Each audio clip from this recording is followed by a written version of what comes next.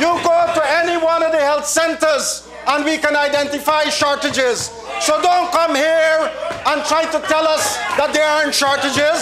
We know differently. We know differently.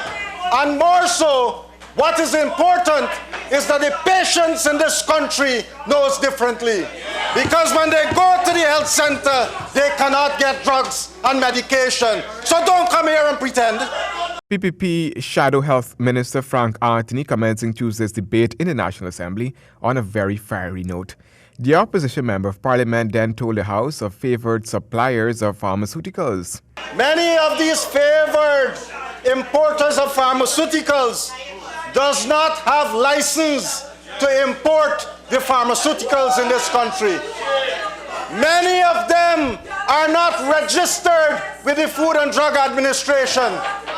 And if the minister would like to dispute that, well then, as I asked her in the last budget debate, she should bring those registration to this parliament. Last year I asked for that, and up to now, 1 year after, we still cannot get a single document produced here to show that these importers actually are registered. Anthony argued that something is wrong in the health ministry, but government MP Charan Das Persad fired back. Sir, we have unquestionably one of the richest men in Guyana who was a friend of the leader of the opposition, and he sir, received almost 99% of contracts to provide drugs at exorbitantly high prices.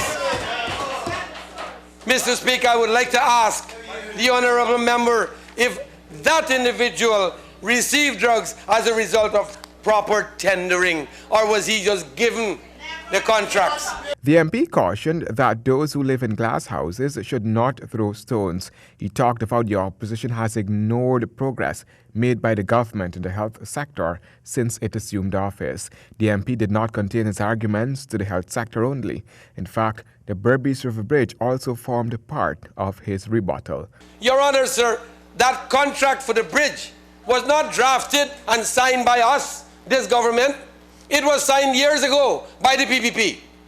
And that contract, sir, allowed for $2,200 for a car to drive across. And Region 6, or Berbice, is what the PPP described as their stronghold. But it was the PPP, my good friend, the Honourable Member Zulfikar, had to pay $2,200 across. He was not an MP then. But sir, we, this government, reduced that to $1,900. Minister Patterson is expected to be represented in court on Wednesday as the Berbice River Bridge Company looks to reverse government's decision to take control of the bridge.